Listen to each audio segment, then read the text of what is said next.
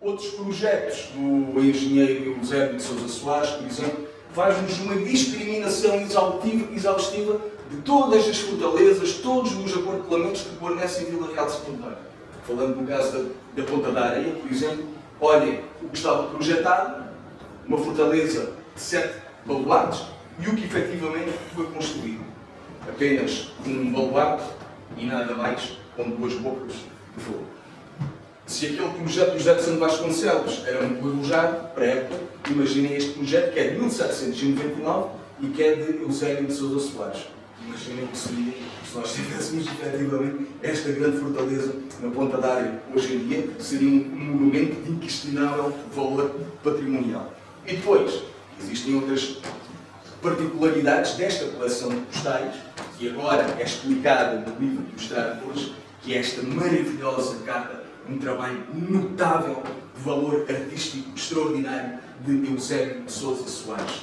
É, portanto, uma carta que nos dá conta, a carta militar oferecida ao Nosso Senhor, Príncipe Regente, portanto, ao Dom João VI, de 1801, e que nos dá conta de um tema que ainda não foi tratado pela nossa história e que seria um cartão de visita extraordinário. Estamos a falar da grande Batalha do Guadiana, de que eu já tive a oportunidade de vos falar no ano passado, e entretanto ainda não consegui ter tempo para começar a aprofundar um estudo dedicado a esta grande batalha, que seria um cartão de visita extraordinário, um pouco à semelhança do que acontece nas linhas de Elvas, por exemplo, ou em Almeida, onde existem estas representações, estas encenações que nos dão conta de episódios verídicos que aconteceram nestas terras de fronteira.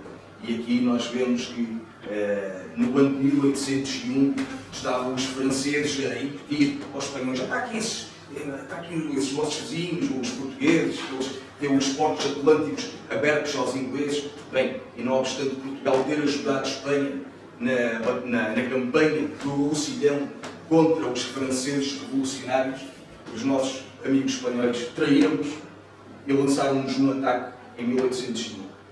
Foi quando se perdeu a Olivença. O problema do caso da Olivença é que foi tão polémico, chegou aos nossos dias, esta discussão, que acabou por eclipsar o que aconteceu noutros teatros de operações, nomeadamente no Minho, e nomeadamente aqui, na Foz do Guadiana, quando um exército de 11 mil homens, o exército espanhol, tenta invadir o Algarve.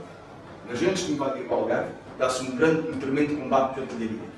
Um combate de artilharia entre estas lanchas caminheiras, munidas de bocas de fogo de grande calibre, e as nossas baterias. Portanto, o nosso sistema defensivo tinha de ser neutralizado para posteriormente se poder proceder ao desembarque da infantaria na nossa costa portuguesa.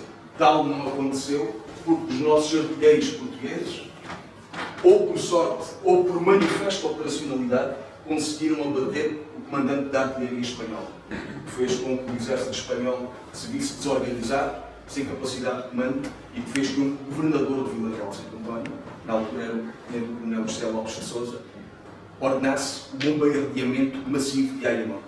Isto fez com que muita gente em Ayamonte ficasse ferida, a tropa teve que evacuar Ayamonte e até a população de Ayamonte teve de ser evacuada.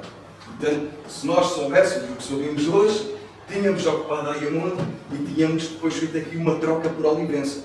Na altura não haviam telemóveis, a informação tardava a chegar, de maneira que aquilo que poderia ter sido uma moeda de troca acabou por não se cumprir, não se efetivar. Mas, seja como for, é uma carta extraordinária sobre um episódio extraordinário da nossa história local e que deve efetivamente ser desenvolvido, e até pode ser que no futuro até seja o tema de alguma investigação e de algum livro.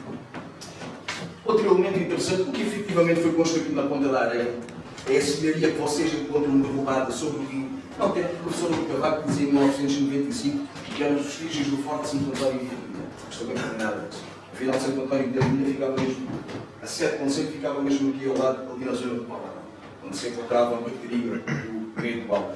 A bateria do Meio-Val foi construída no cabeço, numa grande elevação de areia, onde anteriormente se encontrava a ermida de Santo António, cujas pedras foram agora descobertas na ermida de Santo António, em Castro Marinho.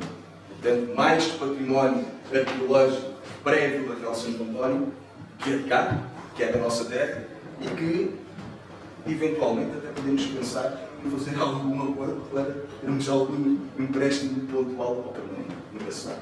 Bem, Outro elemento de grande interesse é a representação de outras duas fortalezas que existiam, a da Queira da Chegueira, que susteve o grande combate que aconteceu na Guerra das Laranjas, em 1801, o grande combate do Guardiana, e a Bateria do Pinheiro, que eu tenho estado a trabalhar num projeto de classificação da mesma.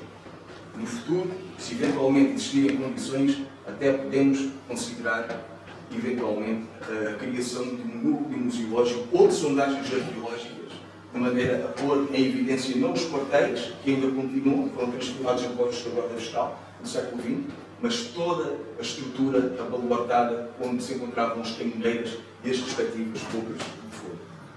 E a mesma coisa acontece aqui com um documento também muito interessante e importante, que é o da bateria aqui do meio total. Reparem bem, quando se dão as invasões francesas, há pouco vos tinha falado do tenente-coronel, o governador de Vila Real de Santo António, que é José Lopes de Sousa.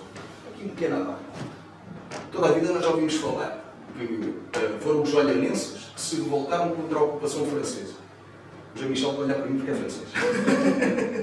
Foram os olhanenses a revoltar-se contra os franceses. O que nunca nos dizem é que foi o governador de Vila Real de Santo António, que por acaso nessa altura se encontrava em Olhã, tinha ido visitar a filha, que provocou a honra dos pescadores olhanenses para se revoltarem contra o ocupante francês. Em Olhã, em frente à Igreja Matriz, fazem um teatrinho, uma dramatização muito interessante sobre este levantamento popular contra a ocupação francesa.